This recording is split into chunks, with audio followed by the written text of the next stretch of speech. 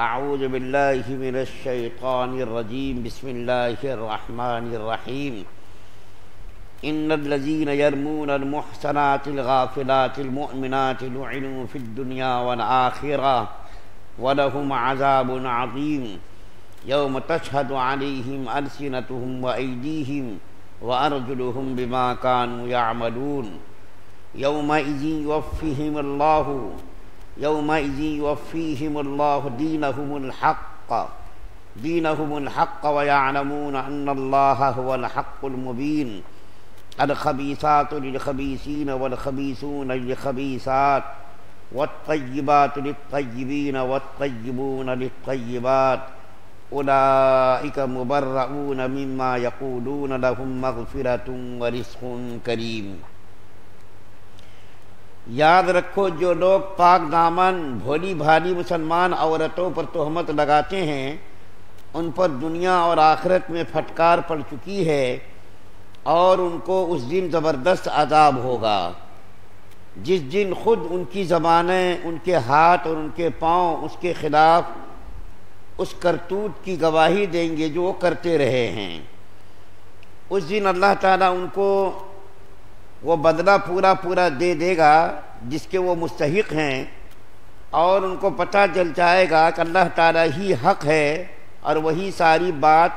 کھول دینے والا ہے۔ گندی عورتیں گندے مردوں کے لیے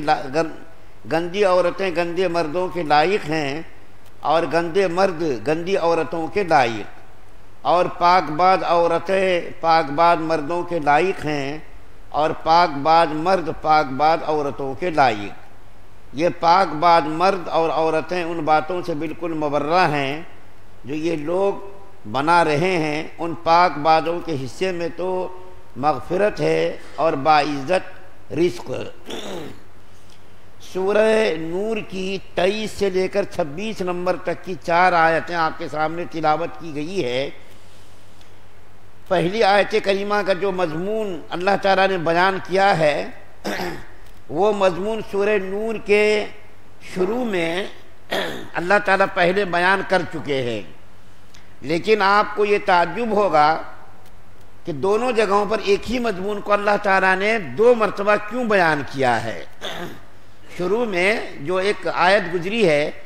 جس میں اللہ تعالیٰ نے فرمایا کہ جن لوگوں نے نیک عورتوں پر تہمت لگائی ہے، پاک دامن عورتوں پر تہمت لگائی ہے، تو ان کو چاہیے کہ وہ لوگ 4 گواہ لائیں، اور اگر 4 گواہ نہ لا سکیں تو ان کو 80 کوڑے مارے جائیں۔ تو جو مسلمان بعض صحابی اس تہمت کے اور منافقوں کے ورغلانے میں آ گئے تھے، تو اللہ تعالیٰ کا یہ کلام جب نازل ہوا تو ان کے اوپر 80 کوڑے مارے گئے، اور ان پاک باز صحابہ کرام نے توبہ کر لی، اور اللہ تعالیٰ نے ان کی توبہ کی قبولیت کا وعدہ کیا کہ اللہ تعالیٰ نے ان کی توبہ قبول کر لی۔ اسی مضمون کو پھر یہاں بیان کر رہے ہیں، لیکن دونوں میں فرق کیا ہے؟ دونوں میں فرق یہ ہے کہ وہاں تو جن صحابہ کرام کو کوڑے مارے گئے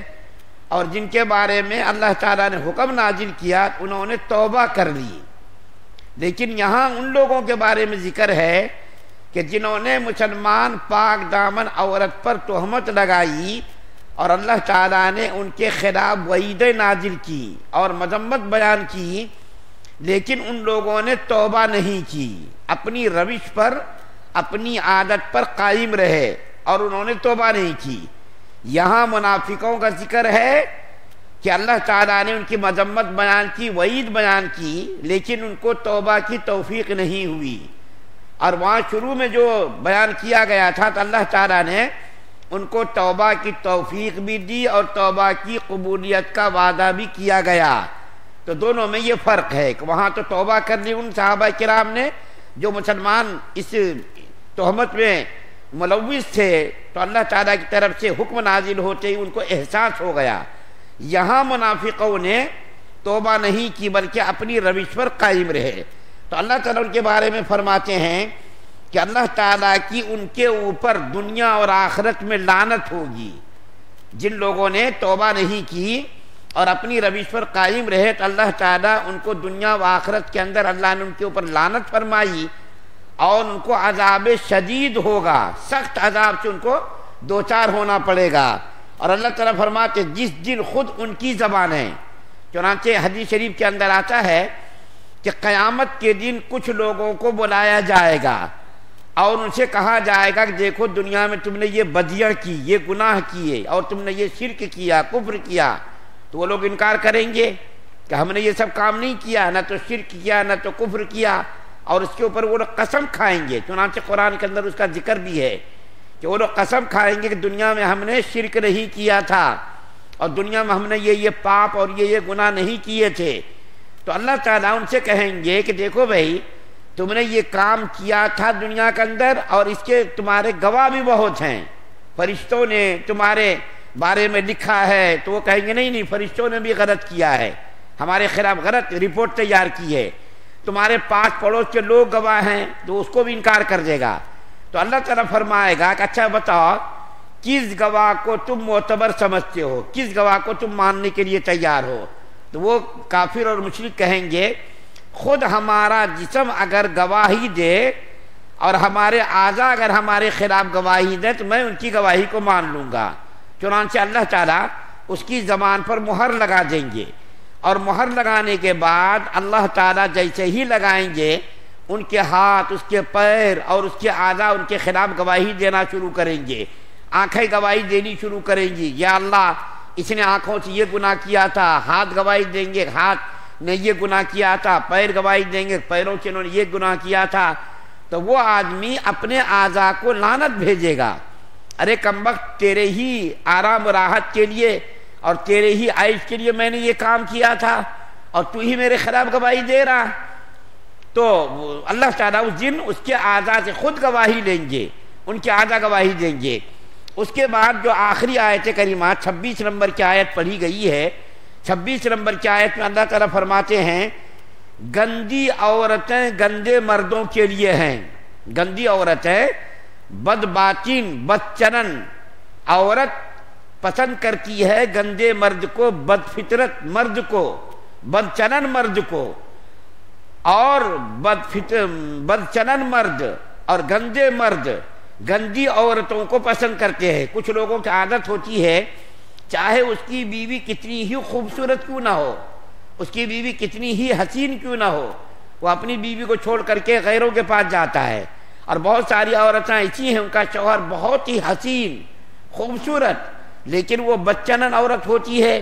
وہ بدچلن عورت گندے مردوں کے ماحول میں ڈھلنا پسند کرتی ہے۔ تو اللہ تعالیٰ فرماتے ہیں بہت ساری عورتیں ایسی ہیں گندی عورتیں جو گندے مردوں کو پسند کرتی ہیں، اور بہت سارے گندے مرد ایسے ہیں جو گندی عورتوں کو پسند کرتے ہیں، اور بہت ساری پاک باز عورتیں نیک صالحہ عورتیں ایسی ہیں جو نیک اور اچھے پارسا صالح مردوں کو پسند کرتی ہیں، اور بہت سارے مرد ایسے ہیں جو نیک اور صالح عورت کو پسند کرتے ہیں۔ اصل میں یہ آیت کریمہ جو 26 نمبر کی پڑھی گئی ہے اس پس منظر میں نازل ہوئی ہے کہ مشرکوں نے نبی کریم صلی اللہ علیہ وسلم کی زوجہ مطہرہ حضرت عائشہ رضی اللہ تعالی عنہا پر جو تہمت لگائی تھی، تو اللہ تعالیٰ فرماتے ہیں کہ نبی کریم صلی اللہ علیہ وسلم سے زیادہ دنیا کے اندر کامل مکمل اعلیٰ عرفہ کوئی تو ذات دنیا میں آئی ہی نہیں ہے۔ نبی کریم صلی اللہ علیہ وسلم سے زیادہ پارسا نیک اعلیٰ افضل برتر کائنات میں اللہ تعالیٰ نے کسی دوسرے کو بنایا ہی نہیں۔ تو جب نبی کریم صلی اللہ علیہ وسلم اتنے پارسا ہیں، اتنے پاک باز ہیں کہ جن پر ملائکہ کو بھی رشک ہوتا ہے، تو کیا ایسے نبی کی بیوی ایسی عورت ہوگی جو بد فطرت ہو، نعوذ باللہ بدچلن ہو؟ ایسی عورت کو اللہ تعالیٰ کیسا پسند کر سکتے کہ نبی کریم صلی اللہ علیہ وسلم تو اتنے اعلیٰ مقام اور اعلیٰ عرفہ مقام کے حامل ہو اور اس کی بیوی کو ایسی بیوی کو اللہ تعالیٰ تجویز کریں جو نعوذ باللہ بد فطرت ہو بدچلن ہو؟ ایسا ہو ہی نہیں سکتا۔ جب نبی کریم صلی اللہ علیہ وسلم جب اتنے اعلیٰ عرفہ ہیں تو ان کی بیوی بھی طاہرہ مطہرہ پاک بات پارسا ان کی بیوی بھی ہوگی۔ تو ظاہر بات ہے نبی کریم صلی اللہ علیہ وسلم کے عقد کے لیے اللہ تعالیٰ ایسی عورت کو کیوں پسند کریں گے؟ ایک بات مجھ کو یاد آ گئی، حضرت عمر فاروق رضی اللہ تعالیٰ عنہ سے نبی کریم صلی اللہ علیہ وسلم سے اسی موقع پر پوچھا تھا کہ عائشہ کے بارے میں تمہارا کیا خیال ہے؟ تو حضرت عمر رضی اللہ تعالیٰ عنہ نے عرض کیا تھا، یا رسول اللہ، آپ کے جسم اطہر پر اللہ تعالیٰ مکھی کے بیٹھنے کو بھی پسند نہیں کرتا، مکھی کے بیٹھنے کو بھی اللہ کو یہ قبول نہیں ہے، تو بد فطرت اور اگر حضرت عائشہ ہوتی تو اللہ تعالیٰ ان کو کیوں ان کے لیے آپ کے لیے تجویز کرتے؟ تو اللہ تعالیٰ نے آپ کے لیے نیک صالحہ طاہرہ مطہرہ عورت کو جو ہے پسند کیا ہے۔ تو یہ منافق لوگ جو ان کے اوپر الزام لگا رہے ہیں، یہ ان کا الزام، ان کی تہمت بالکل غلط ہے۔ اللہ تعالیٰ نے حضرت عائشہ کی فضیلت میں یہ آیت نازل فرمائی ہے، چنانچہ امت مسلمہ کا اس بات پر اتفاق ہے کہ حضرت عائشہ رضی اللہ تعالی عنہا کے اوپر اگر کوئی الزام لگاتا ہے یا اپنے الزام پر قائم ہے تو وہ کافر ہے، وہ مسلمان نہیں ہو سکتا، کیونکہ اللہ تعالیٰ نے دیکھے سورہ نور کے 2 رکوع میں حضرت عائشہ رضی اللہ تعالیٰ کیا ہے، ان کے فضائل کو بیان کیا ہے۔ اب میں حضرت عائشہ رضی اللہ تعالیٰ عنہ کی کچھ خصوصیات خود ان کی زبانی، حضرت عائشہ رضی اللہ تعالیٰ عنہ کا چونکہ ذکر ہوا ہے اس لیے ان کی کچھ خصوصیات، کہ ان خصوصیات میں ان کی کوئی دوسری بیوی شریک نہیں ہے۔ اللہ نے ان کو یہ مقام عطا کیا تھا کہ کوئی بیوی اس کے ساتھ ان خصوصیات میں، فضائل میں، کمالات میں شریک نہیں ہے۔ سب سے پہلی خصوصیت، نبی کریم صلی اللہ علیہ وسلم نے 11 شادیاں کی، 11 شادیوں میں سے جتنی بھی بیویاں تھیں تمام کی تمام بیویاں یا تو مطلقہ تھیں یا تو بیوہ تھیں، لیکن حضرت عائشہ رضی اللہ تعالیٰ عنہا تنہا ایک ایسی بیوی تھی جو کنواری تھی۔ نبی کریم صلی اللہ علیہ وسلم کے عقد میں جتنی بیویاں آئیں وہ تمام کی تمام یا تو مطلقہ تھیں یا تو بیوہ تھیں، یا تو ان کا شوہر مر گیا تھا یا شوہر نے طلاق دے دی تھی، ایسی عورتیں نکاح میں آئیں۔ لیکن حضرت عائشہ رضی اللہ تعالیٰ عنہ کی خصوصیت یہ تھی کہ یہ بالکل کنواری تھی، 6 سال کی عمر میں نبی کریم صلی اللہ علیہ وسلم کے ساتھ ان کا عقد ہوا، اور 9 سال کی عمر میں حضرت عائشہ رضی اللہ تعالیٰ عنہ کی رخصتی ہوئی، اور 18 سال کی عمر میں حضرت عائشہ رضی اللہ تعالیٰ عنہ بیوہ ہو گئی۔ ایک خصوصیت یہ تھی۔ دوسری خصوصیت یہ بیان کی گئی ہے کہ حضرت عائشہ رضی اللہ تعالیٰ عنہ خود فرماتی ہیں کہ ان خصوصیات میں تنہا ہوں، میرے ساتھ کوئی شریک نہیں۔ دوسری خصوصیت یہ بیان کرتی ہیں خود عائشہ رضی اللہ تعالیٰ عنہ کہ نبی کریم صلی اللہ علیہ وسلم کی جب وفات ہوئی ہے تو میری گود میں سر مبارک رکھے ہوئے تھے۔ نبی کریم صلی اللہ علیہ وسلم حضرت عائشہ کی گود میں سر رکھے ہوئے تھے، اور اسی حال میں نبی کریم صلی اللہ علیہ وسلم دنیا سے رخصت ہوئے۔ تیسری خصوصیت یہ بیان کی گئی ہے کہ حضرت عائشہ رضی اللہ تعالی عنہا کا دولت قدا گھر جو تھا نبی کریم صلی اللہ علیہ وسلم کا ہمیشہ کے لیے آرام گاہ بنا، قیامت تک کے لیے آرام گاہ بنا۔ حضرت عائشہ رضی اللہ تعالی عنہا کے گھر میں وفات ہوئی، اور حضرت عائشہ کے گھر میں ہی نبی کریم صلی اللہ علیہ وسلم کی قبر اطہر بنائی گئی۔ اور ایک خصوصیت یہ بیان کی گئی ہے کہ حضرت عائشہ رضی اللہ تعالی عنہ فرماتی ہے نکاح سے پہلے حضرت جبریل علیہ السلام آسمان سے آئے، ان کے ہاتھ میں ایک ریشمی کپڑا تھا، اس ریشمی کپڑے میں نبی کریم صلی اللہ علیہ وسلم کی زوجہ مطہرہ حضرت عائشہ رضی اللہ تعالی عنہ کی تصویر تھی۔ حضرت جبریل علیہ السلام نے آ کر کے پیش کیا اور عرض کیا، یا رسول اللہ صلی اللہ علیہ وسلم، یہ حضرت عائشہ کی تصویر ہے اور یہ آپ کی بیوی بننے والی ہیں۔ ایک خصوصیت یہ بھی بیان کی گئی ہے کہ حضرت عائشہ رضی اللہ تعالی عنہ کہ جب گود میں نبی کریم صلی اللہ علیہ وسلم آخری وقت میں آرام فرما رہے تھے تو حضرت عائشہ رضی اللہ تعالی عنہ نے مسواک کو اپنے دانتوں سے چبا کر کے نبی کریم صلی اللہ علیہ وسلم کو دیا، اور نبی کریم صلی اللہ علیہ وسلم نے حضرت عائشہ کے دانتوں سے چبائی ہوئی مسواک کو آپ نے استعمال کیا۔ تو 10 خصوصیات علماء نے ایسی لکھی ہیں کہ جو حضرت عائشہ رضی اللہ تعالی عنہا کو صرف حاصل تھی خصوصیات، اور کوئی بیوی اس خصوصیات کے اندر شامل نہیں ہے۔ تو اللہ تعالیٰ نے اتنا بڑا مقام بنایا تھا،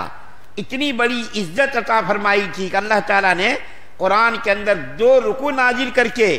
آنے والی نسلوں کو حضرت عائشہ کی فضیلت اور خصوصیات کو بیان کر دیا، اور یہ بتا دیا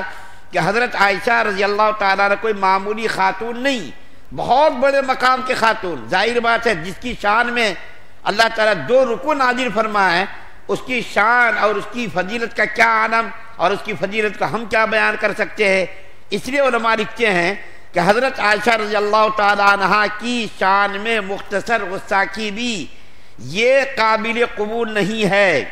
اور ان کی فضیلت کا انکار کرنے والا بھی یہ مسلمان نہیں ہو سکتا، اور جس نے حضرت عائشہ کی فضیلت کا انکار کیا وہ دائرہ اسلام سے خارج ہو جائے گا۔ اب یہاں پر جو ہے اللہ تعالیٰ نے ان 2 رکوع کے اندر حضرت عائشہ اور حضرت ابو بکر صدیق رضی اللہ تعالیٰ عنہما کے بہت سارے فضائل اور خصوصیات کو بیان کیا، بہت سارے احکامات کو بیان کیا۔ اب آگے اللہ تعالیٰ 27 نمبر کی آیت میں کچھ دوسرے احکامات کو بیان کریں گے، جس کو آپ کے سامنے انشاءاللہ وقت پر بیان کیا جائے گا۔ اللہ سے دعا ہے